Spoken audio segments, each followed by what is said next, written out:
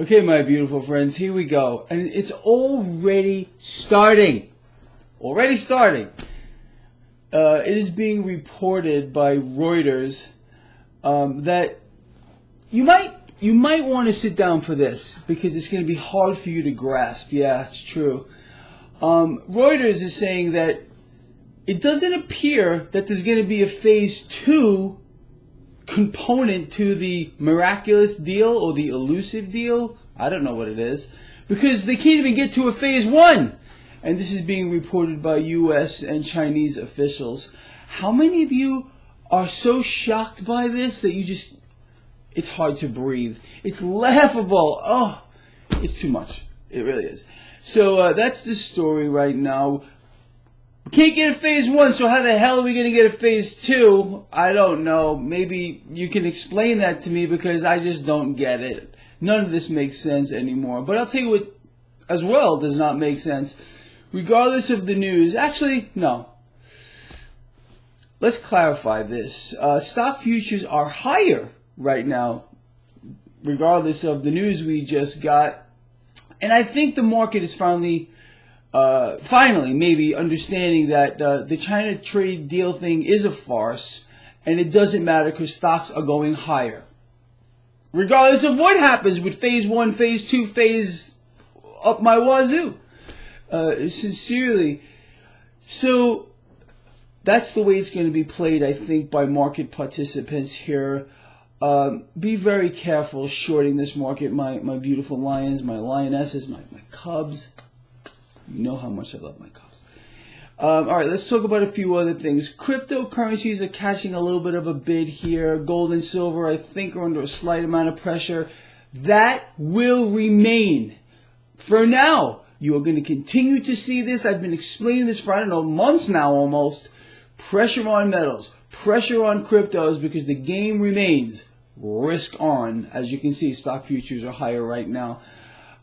Look, like I always say to my lions, trade the market you have, the one right in front of you at the moment. Let them play their games. We're going to play our games. We know what to do moving forward. Now, let's talk a little further about crude oil. Crude oil is still around $58 a barrel, maybe a little lower than that right now. It's going up. That means stocks will follow. So keep that in mind as well. So look, with this in mind, I don't know another way to put it, but I'm going to say it anyway. We know where the opportunities are. Pretty much they're everywhere.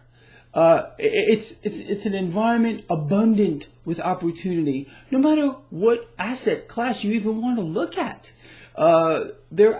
That's it. So again, like I explained to you a few weeks ago, when I get up every morning and I ponder this, I'm like, okay, where are the opportunities? But the opportunities are abounding. They are everywhere. Okay? All right, so with that said, kind of a short video this morning, but that's where we're at.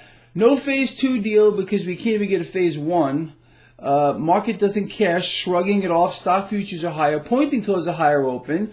Cryptos, although they are catching a bid, again, expect pressure to continue. Metals, same thing.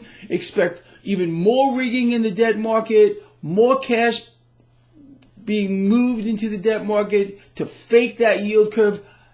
Honestly, and I think about this a lot too, and I've spoken about it, if the Fed were not doing what it's doing now, we would have the most inverted yield curve in history right now. Because understand, we are now in recession. It's already here. It can't be admitted. The lies, the fakery, the propaganda is going to convince you that that's not the case.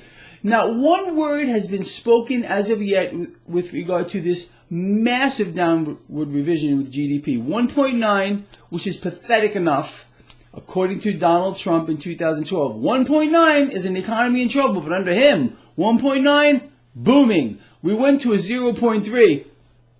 Silence. The silence is deafening, don't you think? I'm out of here. Love you a lot. Share the video. See you at the end of the day.